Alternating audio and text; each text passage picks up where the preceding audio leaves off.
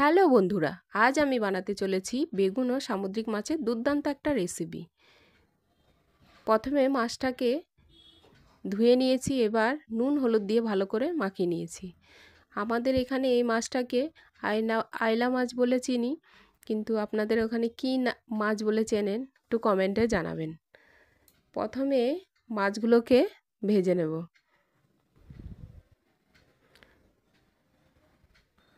মাছগুলো ভাজার পাশাপাশি বেগুনগুলো কেটে নেব। দেখুন গাছে কত সুন্দর ফুল ফুটেছে। এবার মাছগুলো এপিট ওপিট করে উল্টে নিয়ে ভাজতে থাকবো। এর পাশাপাশি বেগুনগুলোকে কেটে নেব। বেগুনটা কেটেছিলাম, নিচের দিকটা একটু পোকা ছিল, ওটা কেটে বাদ দিয়ে ভালো অংশগুলো নিয়ে নিলাম। এবার কেটে নেব আলুগুলোকে ছুলে নিয়ে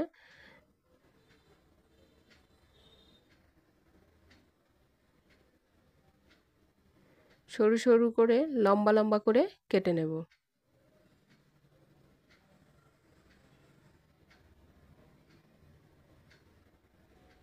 আলুগুলো কাটা হয়ে গেছে, এদিকে মাছ ভাজাও হয়ে গেছে। মাছ ভাজা নামিয়ে নিলাম।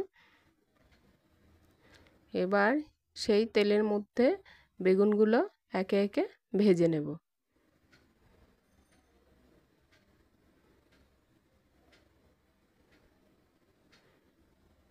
বেগুনগুলোকে হালকা নেড়ে ছেড়ে লাল লাল করে ভেজে নিয়ে তুলে নেব।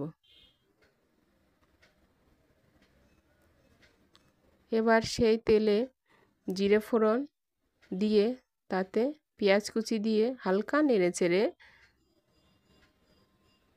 এবার দিয়ে দেব কেটে রাখা আলুগুলো দিয়ে হালকা নেড়ে ছেড়ে একটু লাল লাল ভাজা হয়ে আসলে এবার দিয়ে দেব টমেটো কুচি।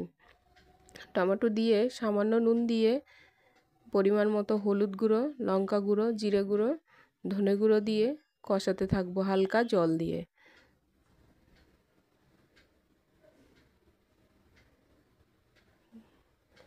কষাতে কষাতে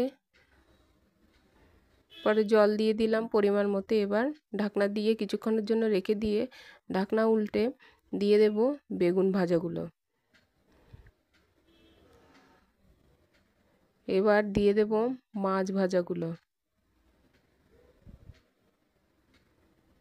মাছ ভাজা দিয়ে কিছুক্ষণ ফুটিয়ে এবার নামিয়ে নেব।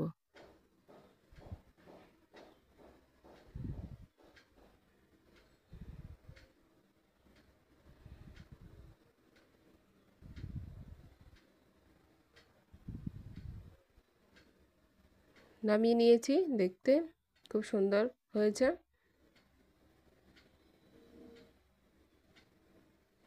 খেতেও নিশ্চয় দারুণ হবে। আমি খেয়ে দেখব।